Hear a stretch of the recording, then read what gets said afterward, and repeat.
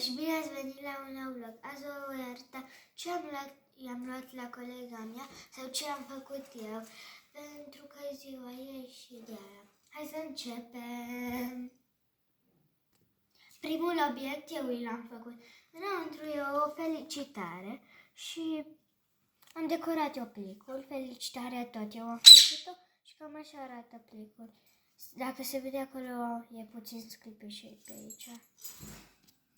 Hai să trecem la următorul. Următorul a fost această fustă. Și dacă vă întrebați câți ani am îndeplinit 9 ani. Următorul este acesta. Un set din asta care are inel, brățară și un lanț are. Apoi a fost carnețelul ăsta cu pisicuță. Uite, așa arată. Și așa e înăuntru.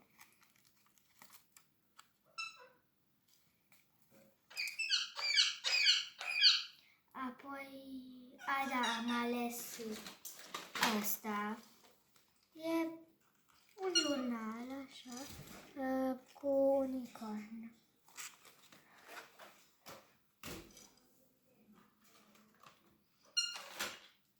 Am luat acesta. E fain. Deci are așa, acțibilde, da? Aici, de desubt de acțibilde, scrie numărul 1 și aici e imaginea pentru care îi. 1 pentru castelul ăla. Caut imaginea castelului.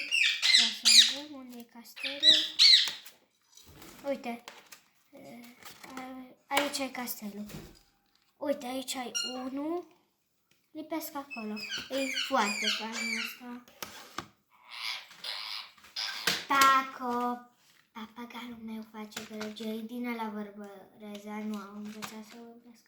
I-am luat niște carioci. Așa. Îți câte culori. Paco! 10 culori. Mai am luat din asta care luminează.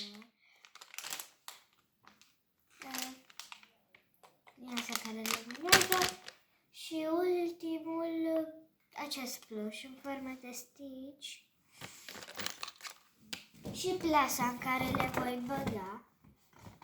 Vă arăt imediat cum le voi aranja în plasă.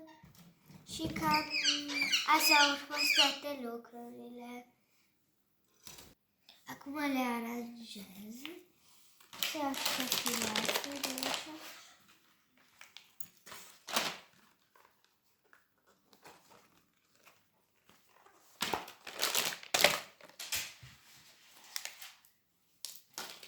Fusta o voi împacheta.